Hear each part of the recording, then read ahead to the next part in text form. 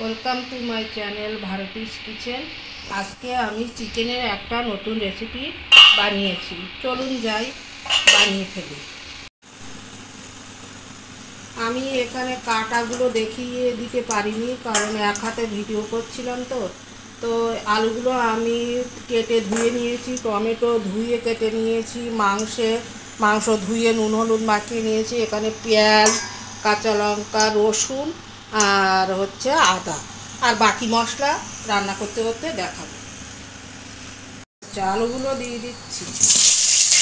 আলুগুলো আমি একটু লাল লাল মতন করে ভেজে নেবো। এরকম লাল লাল করে আমি সব আলুগুলো ভেজে নিয়েছি। গোটা গরম মশলা দিয়ে দিচ্ছি, দুটো তেজপাতা, আর পেঁয়াজগুলো দিয়ে দিচ্ছি, সঙ্গে রসুন আর কাঁচা লঙ্কাও দিয়ে দিলাম। এইভাবে এটা কষাবো। এই কসুরি মেথিটা আমি একটু হাতে ডলে দিয়েছি, গন্ধটা ভালো ছড়াবে, আর এটা দেহের পক্ষে খুবই ভালো। আর মাছ মাংস অনেক সময় গন্ধ লাগে অনেকের, এটা দিলে আর গন্ধ লাগবে না। এবার একটু জল দিয়ে দিচ্ছি যাতে মশলাগুলো না পুড়ে যায়। এবার টমেটোগুলো দিয়ে দিচ্ছি, লবণটা দিয়ে দিলাম, হলুদটা দিয়ে দিচ্ছি, ধনে গুঁড়ো দিলাম, একটু জিরে গুঁড়ো দিচ্ছি, লঙ্কা গুঁড়ো দিচ্ছি। আদাটা এখন আমি দিচ্ছি, কারণ তেলের ওপরে আদা দিলে তো আদা জড়িয়ে যায়।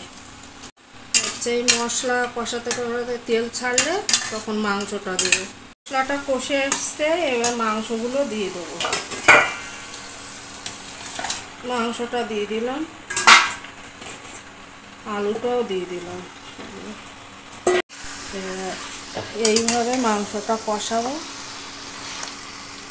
ঢাকা দিয়ে। মাংসটা প্রায় হয়ে এসছে, এতে আমি অল্প একটু জল দেব।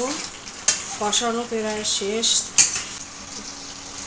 আমি এই গরম জলটা দিয়ে দিচ্ছি, বেশ খানিকক্ষণ ফোটাবো।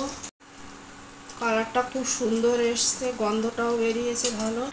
মাংসটাও হয়ে গেছে, এবারে নামাবো।